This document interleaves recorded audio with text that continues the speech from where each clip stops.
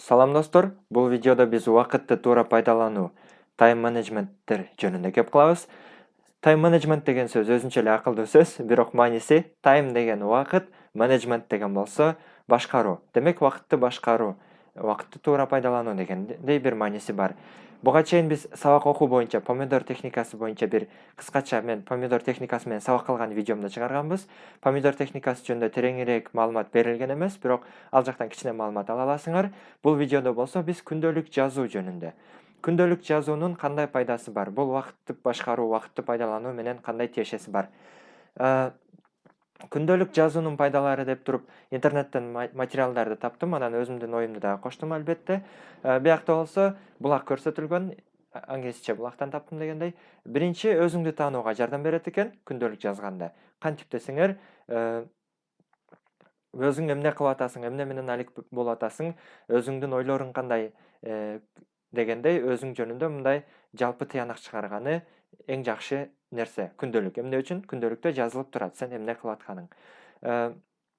Анан убакытты башкаруу. Убакытты башкаруу дегенде, мисалы сен эмне бир нерсенин акчаны качан башкара аласың, акчаңды канча киреше алып атканыңды, канча киреше чыгып атканын көзөмөлдөп билип турсаң, ошондо башкара аласың. Ошол сыяктуу эле убакытты башкаруу үчүн дагы сенин убактың эмнеге кетип атат жана эмнелерден туура эмес пайдаланып атасың. Ошолорду билип туруш үчүн жазыш керек. Анан кийин прокрастинациянын алдын алуу. Прокрастинация деген дагы бул өзүнчө жаңа терминдердин бири. Бул болсо бир нерсени таштап кийинкиге калтырып берүү адаты. Мисалы, сага тапшырма берет, бүгүн бүтүрөм, эртең бүтүрөм, кийин бүтүрөм деп жүрө бересиң, анан аз калганда бүтүрөсүң да. Акыркы күнү калганда деген сыяктуу. Ошол бул прокрастинация болот. Анан кийин максатка жетүүгө жардам берет.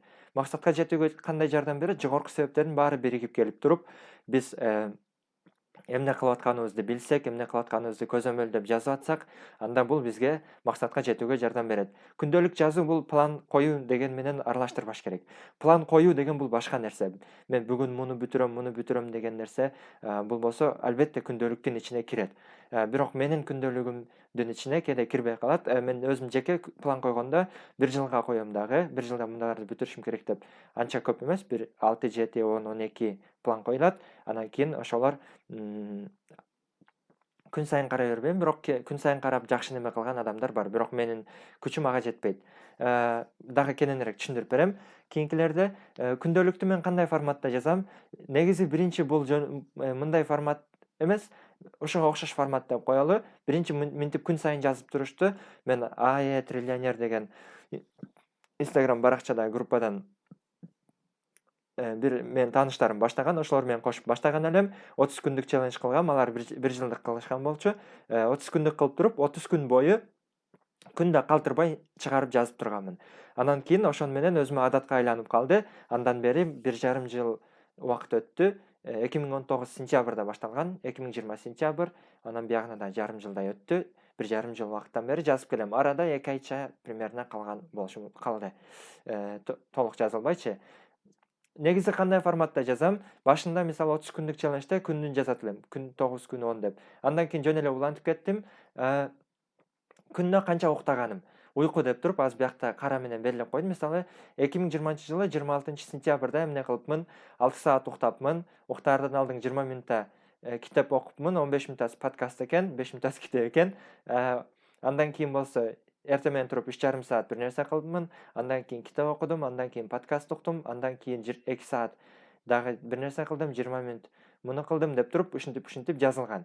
Анан канааттануу чыгарат болчумун. Бир күндөн канааттануум 4, бүгүндөн канааттануум 5 деп. Бирок азыр аны кылбай койгом. Бирок күндө жазып келем. Мисалы кече жок, кече эмес, 7-март күнү 2021 эмне кылдым? Ушунча саат уктадым. Андан кийин буга мынча кетти, сабактарга мынча кетти. Кээде мен мындай жашырып жазып койгон нерселерим бар. Бул жакта мындай жалаң гана жакшы жакка кеткен эмес, жөн гана эмне болгонун жазыш. Мисалы жолдо билбейм, окууга барып келиш үчүн 1 саат кеттиби, жазып коюш керек. 1 саат жол деп туруп. Анан кашанын ичиге жолдо кетип атып, жөн эле барып келсең 1 саат жол. Же жолдо маршруткада кетип атып, подкаст угуп кетсең, пайдалуу бир нерсе угуп кеткен болсоң, 1 саат жол деп туруп, кашанын ичиге муну кылып кеттим деп коюш керек. Каяка кеткенин көрүш үчүн. Анан буларды план эмес, кайра эле айтып атам. Мисалы кээ бирлер бар, бир күндө мен муну мынча саат кылам, муну мынча саат кылам дейт дагы кылат да, же кылбайт дегендей. А мен жазбайм, кылам деп максат койбойм. Мен жөн гана бүткөндөн кийин жазып коем. Обедтерде примерно телефонду алам дагы, бүгүн эртең мен канчада турдум, же эртең мен турганда жазып коем, мынчада турдум. Обедке чейин буга мынча саат кетти. Кечинде же жазбай калган болсом, кечинде жазам. Бүгүн мынча саат уктадым, обедке чейин муну кылдым, 1 саат муну кылдым, муну кылдым деп жазып туруп эле коюп коем. Ошентип туруп, мисалы уктаардан алдың, жарым саат алдың жазам. Мисалы уйку саат 12-де уктаган, 11:30 жаткан болсом, уйкуну примерно 12 деп жазып коем. Эмне үчүн? Анткени мен 11:30 телефонго жаздым, примерно жарым сааттын ичинде уктайм деген сыяктуу. Ар ким каалагандай форматта жазса болот. Муну кайсы тиркемеде жазам? Daily Note деген тиркемеде жазам. Play Market'тен же болсом, iPhone болсо App Store'дан алсаңар болот. Daily Note деп туруп, ичине киресиңер. Мунун жакшы жагы, ар күнү киргенде бурчунда датасы коюлуп калган. Мисалы мына меникинде 09:26 деп турат. 2020. Биякта англисче болгондуктан биринчи ай келип атат. 9-ай 26-чы неме. Силер орусча болсо телефонуңардын язык тили, анда орусчадан баштала берет. Ар күнү киргенде ошол күндүн датасыга болуп калат да. Болуп дедим го. Кирип туруп эле жаза бересиң. Бүгүн кайсы эле деп ойлонуп отурбайсың. Бекер жөн эле скачать этип жаза беребиз. Анан бир нерсе, муну кантип таштап койбой адатка айландырышым керек. Мен биринчи 30 күн жаздым, андан кийин жарым, почти 7-8 ай калтырбай, 9 айбы, 10 айбы жазып келдим. Кийин жайдагы каникулда калып баштап, кызыгы, эң ишим көп болуп кеткен убакытта, жетишпей калган убакытта калып кетти. Андан кийин жалкоолонуп эч нерсе кылбай жүргөн убакта да калып кетти, 1-2 айча. Андан кийин кайра 30 күн челлендж деп башынан уланттым дагы, анан кайра жазып келдим. Ошондон бери дагы кайра дагы сентябрда баштадым бу челленджди. Июль, августтарда бир аз калып кетти окшойт. Ошону менен дагы күнүнө калбай келет. Мисалы кээде бир күн унутуп калган болсом, эмне кылам? Эстеп туруп, эстешимче жазып коем да, алдыңкы күндүкүн. Адатка айланып калды. Эми силер дагы адатка айланыш үчүн өзүңөр ар кандай челлендждерди кылсаңар болот, же болбосо мен Билимот челлендж деп бир челлендж баштадым, бизге кошулсаңар болот. Бизге кошулганда биз 2 айча челлендж кылалы деп атабыз, примерно 9-майга чейин. Ал жакта эмне болот? Telegram группа ачып койдум. Telegram группага жөн гана күндө жазганыңарды уктаардан мурда жазып бүтүп туруп, скриншот кылып туруп эле группага жөнөтүп коебуз. Бардык катышып аткандар күнүнө группага жөнөтүп турат. Анан мисалы мен эмнеге убактым кетиргенин башкалар көрүшүн каалабашым мүмкүн да, каалабайм мисалы мен. Ошондуктан мынтип туруп кара менен жаап коем. Кааласам баарын мындайга кара кылып баарын жаап салышым керек. Бирок эмне, убакыттар бир аз болсо да көрүнсүн, анан дата көрүнсүн. Кайсы күнгө экени көрүнсүн да. Ошентип челлендж кылабыз.